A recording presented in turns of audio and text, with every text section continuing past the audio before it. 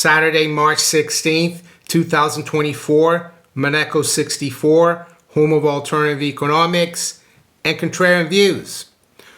We're going to look at whether cocoa of all commodities is pointing the way for silver. Yes, I think this is a very interesting development and a good harbinger for silver. And I know silver has been frustrating, but we're also going to look at 3 ways to profit from a potential explosion higher in the price of silver. And of course, this is just my opinion. It's not financial advice. It's what I would be doing or have been doing for that matter. And we're also going to look at the end at the CRB index and the price of gold. They're showing some interesting signals as well. So let's get straight to it. What I've got here are 2 charts. The top chart is the cocoa chart going back to the late 60s. It's a monthly chart. Bottom chart is the silver chart, which you might recognize. The bottom chart is a logarithmic chart to make it easier for me to compare the 2 commodities.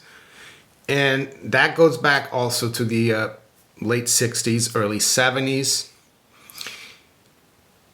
And I think you might ask, what's the fundamentals for cocoa? You know, how is that related to silver? One is a fruit, which you make chocolate out of with the seeds. And one is a precious metal.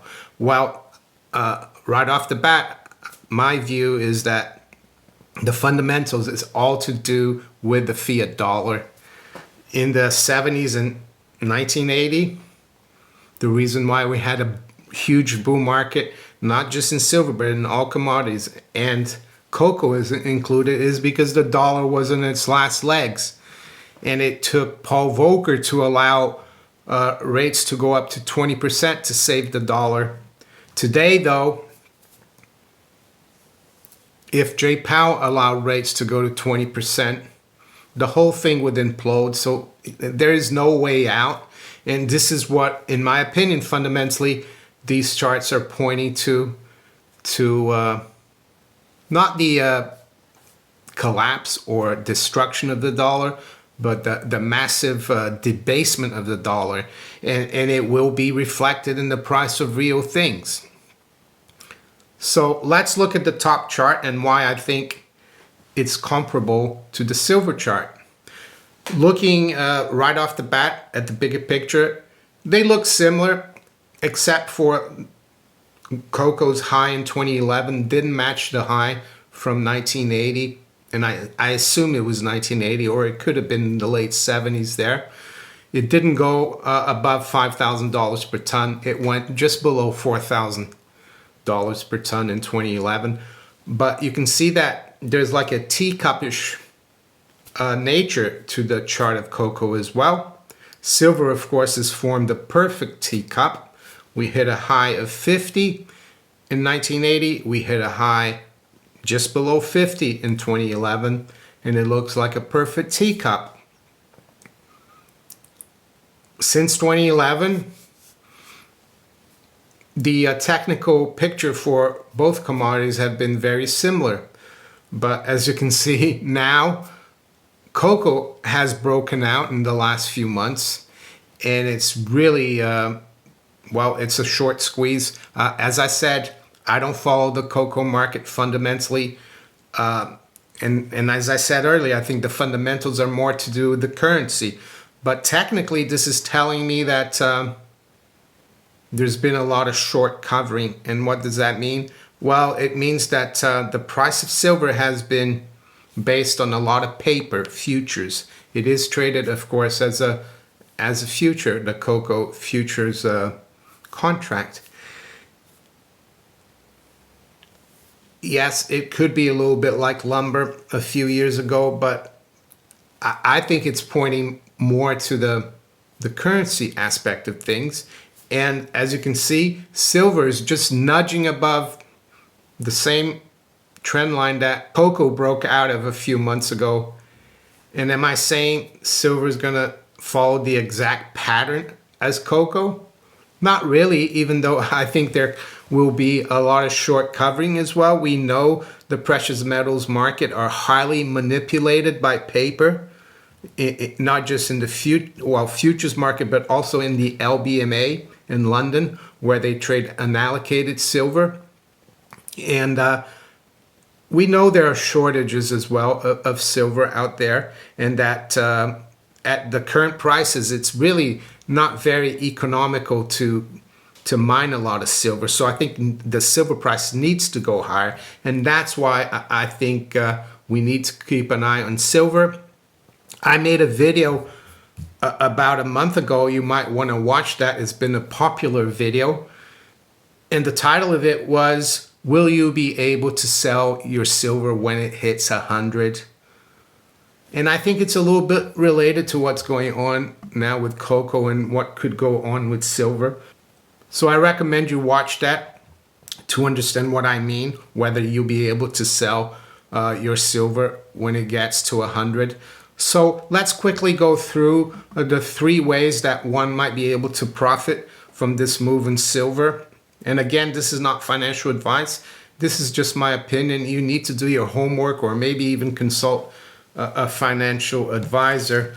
But my top way to profit from this potential move in silver, and I've been doing it since 2003, is to stack silver, real silver. And why is that? Well, because by stacking real silver, you are chipping away at the power of the bullion banks. Yes, because it takes physical away from the market, and it will eventually trigger a short squeeze, just like it did in cocoa. Yes, you can buy physical through bars. This is a kilo bar, or you can buy 1 ounce silver eagles, or you could buy constitutional silver. You could buy silver Britannias here in the UK.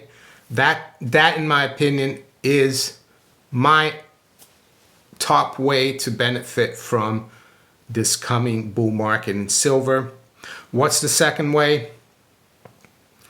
Well, this is for people who have a taste for speculation and risk, and I have a little bit of that, but I have to admit it won't match, what I have invested in physical, and that is through the mining sector, silver miners. And the best way to learn about silver miners is to just do your homework. Google, major silver miners, and there aren't that many silver mining companies or mining companies dedicated to just silver, because silver is kind of mined together with other base metals like copper. So that's the second way. What that will do, of course, is going to give you even more leverage than I think you're going to get with having physical silver. And I think you're going to get a lot of leverage because just like cocoa, I think these prices have been suppressed for decades with paper. So you might not even care about the miners, really. You will do really well with just that, in my opinion, but some of you might prefer that. What's the third way? And this would be one I would try to avoid personally, and that's the ETFs like SLV and others for silver. Why would I avoid that? Well, because again, I don't trust these ETFs. And it gives the bankers, because they control these ETFs, it gives the bankers leeway to manipulate it with paper. So to conclude, I would say the best way to profit from it is with physical. And there's still time here. There's still a window of opportunity to get physical silver.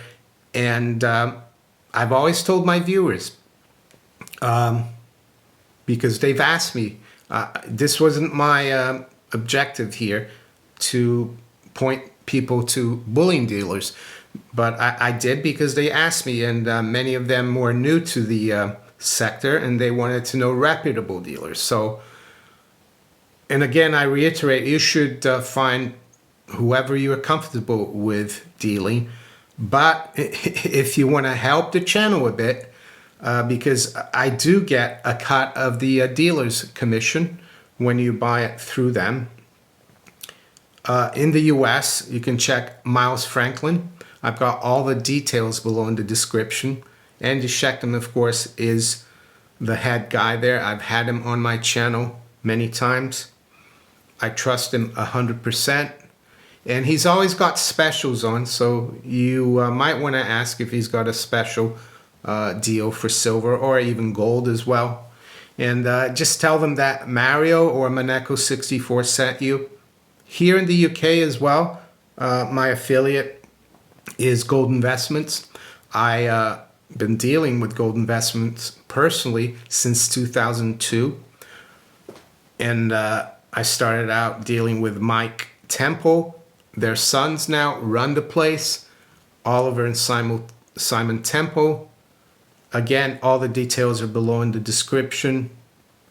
And if you're not happy with their prices, check other dealers. But one thing I can vouch for is their reputation. So to finish off, let's quickly look at this chart. It's a comparative chart. It's a percentage basis chart, and it's comparing the CRB Core Commodity Index. That's the chart below. And the orange chart is the price of gold. And you can see that up until around, let's see, 2016, they're pretty much trading in tandem. But if you look at the March 2020 crash of all asset prices, gold and the CRB crashed at the same time. But gold recovered much quicker and made a new high way before the CRB made a new high in June 2022. And recently, well, not recently, but in October 22, gold made a bottom, as you can see here. And the CRB commodity index was still correcting, even though it had gone up. It was a bit of a delay reaction. Gold points the way to the move higher in the commodities index. It made that top in June 2022, while gold bottomed around October 2022, and the CRB continued lower. It made another bottom here late 2023. And now it's starting to break out of this trend line here. There's a triangle there that it broke out of, a falling wedge, excuse me. It hasn't been perfect, but now it's broken through this trend line, as you can see. And the interesting thing about this relationship or comparison is that just like in 2020, it looks like gold is leading the way as gold is making a new high here, while the CRB is lagging behind. So what I'm trying to say here is that I think all commodities are going to catch up to gold. How far up gold is going to go is anyone's guess, but I think we're just in the beginning of this move. And the CRB index, of course, is a basket which includes gold in itself. It also includes crude oil, which is a big part of the CRB. It includes cocoa. Yeah, and let's wait and see. Of course, I'm not saying this is going to happen 100%. Nothing is guaranteed in life, but it certainly looks interesting. With that, I'm going to wish you all a great weekend. Take care. Bye.